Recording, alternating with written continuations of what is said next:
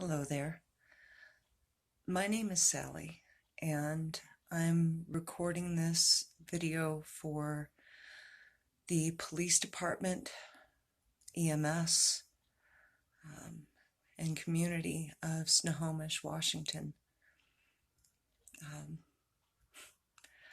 My heart goes out to all of you, as it does every year at this time.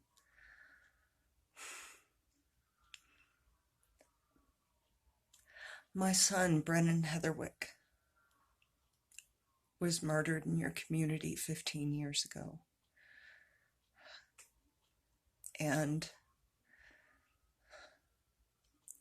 I've been in prayer for each of you that may be still dealing with PTSD and depression or trauma surrounding this. I am so sorry that this happened in your community, and for you individuals who had to deal with this personally. I can't even begin to imagine.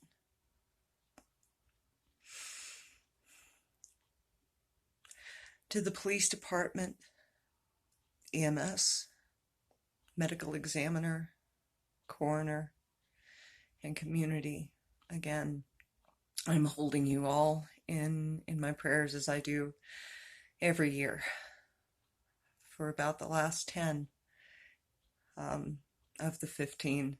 First 5 were just very trying in that I really didn't want to be alive. But regardless, that's not where I am anymore.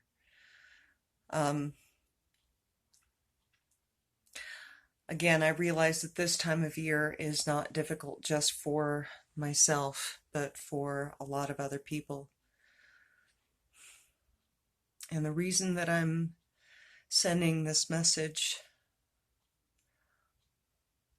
also is because it's not just this time of year that's hard for me. But Sunday, August 22nd is when I came home from a weekend with my then fiance, Soldier, and returned a message to please call Brennan Hetherwick. I did, and she told me that my son was dead. And her husband.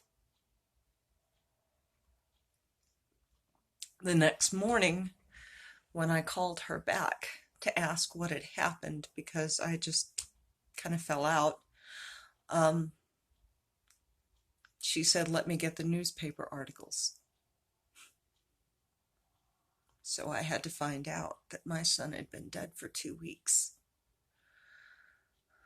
She'd been trying that whole time to have him cremated, and find a way around the fact that she was not his legal guardian. She did not have parental rights, but by that time had slandered me in the media. No one contacted me or checked up on it. And when I called the police department, no one would return my calls. I'd returned to work because I had to support myself and my son's sister.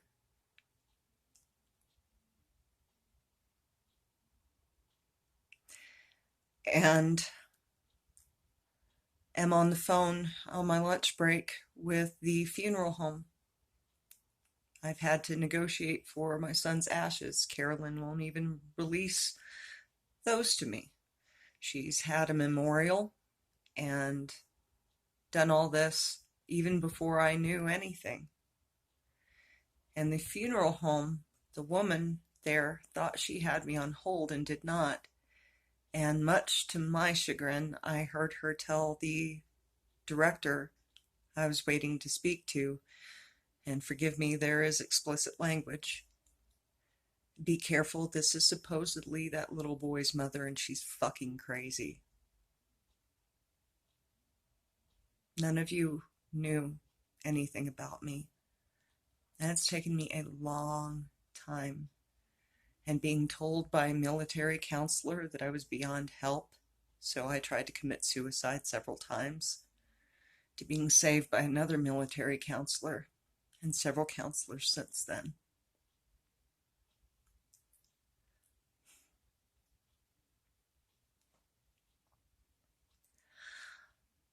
I realize how it must have looked then. Here I am, this boy's mother, calling 2 weeks later. Probably just when things were starting to calm down in your lives. And I have the audacity to stir it up. To be fair, I was trying to get some answers and trying to encourage you that there was more to this to look into. I even spoke to media and did a phone interview, and I don't believe anything ever aired. Brennan Hetherwick called me in July while I was working third shift at the Aristocrat Hotel where I had been off and on for almost 10 years, full time, also working part-time. And I'd gone in the evenings to a medical assisting program to try and better myself for my children as well. Unfit mother. She called me third shift at the hotel to tell me that they'd moved out of state and left all the resources and support here, had convinced their son to sign away his rights, and now wanted me to relinquish mine so they could give him up for adoption.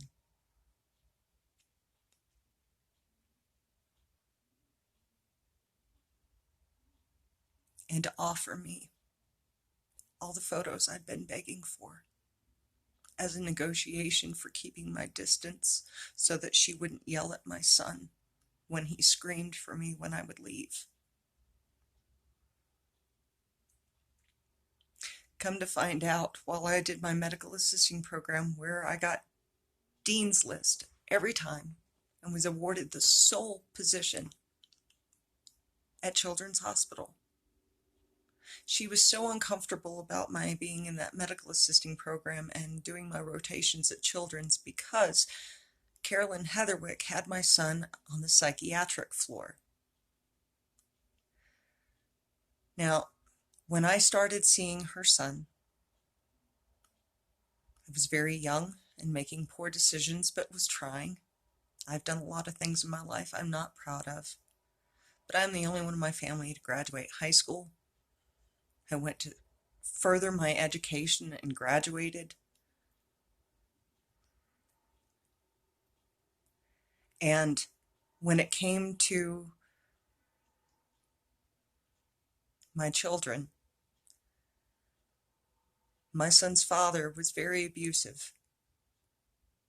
And finally, I got to the point where, on taking care of 2 children, driving them to and from daycare, working, taking care of him, trying to be a support, trying to build a family, I finally told him that the next time he disappeared for 3 days on end, not to bother coming back.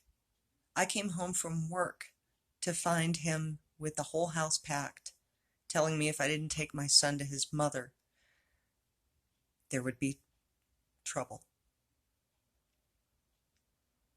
So I did what I could to keep my son safe. During that time, Brennan got sick, and I didn't have medical insurance through my job that I had changed to be closer to the house that I had purchased for my family.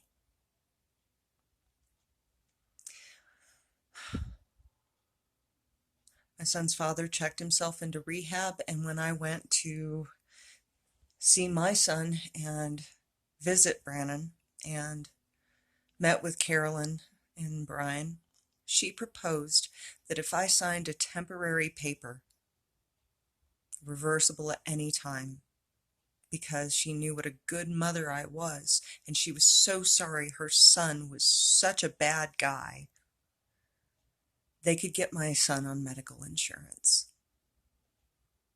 I had recently disowned my family. to avoid further toxicity to myself and my children. And I thought, wow, how generous.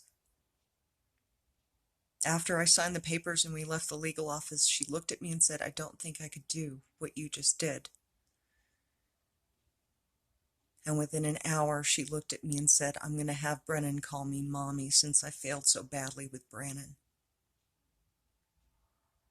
She also told me that at 13, she told him how he should be castrated and never have children. She'd like to embarrass her husband when I was over. There are a lot of things here that just don't add up. And I still don't think that Brennan has received justice. I certainly haven't. I've been attacked by people who didn't even know me, judged, condemned, and denied the simple justice of the police returning my phone call to the funeral home director who gave me the lovely urn thank you. In 2013, I was finally able to scatter my son's ashes at a beautiful old mine in Colorado. And I've since moved on and am continuing to heal. Even if there is no justice on earth, I know there will be in heaven. And I know I'll get to see Brennan again. And I know he doesn't blame me, and I no longer blame myself. But from here, the justice not being served isn't any fault of mine. It's in the hands of the police enforcement and people who failed to check her story in the first place. There's a lot more here. I'm just asking for someone to please take a look. He'd be 21 in March, and I work with young men that age. And I look at each of them and wonder what he would be doing, who he would be right now.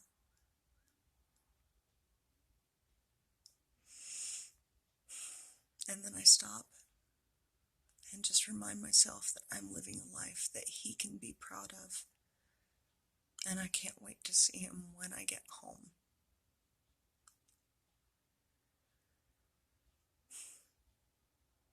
I'm so sorry for the pain inflicted on your community.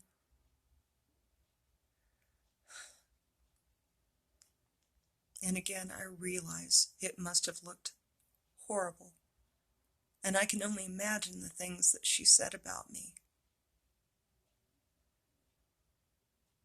It's been hell coming back. But I finally want to live again. And thanks to God and celebrate recovery, I have the courage to record this and send it. And I just hope that you'll be moved to look into this and finally serve justice for my son. What woman waits 2 weeks, keeps newspaper articles, and then martyrs herself and carries a trophy of fingerprints?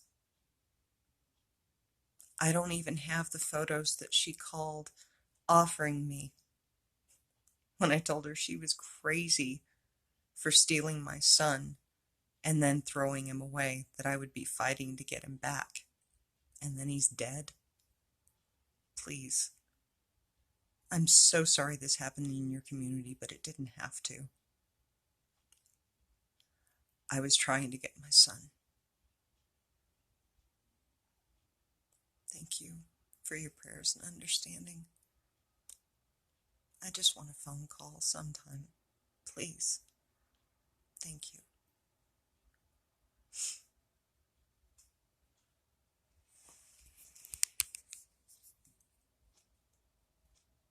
That's my son and I. This is all I have left.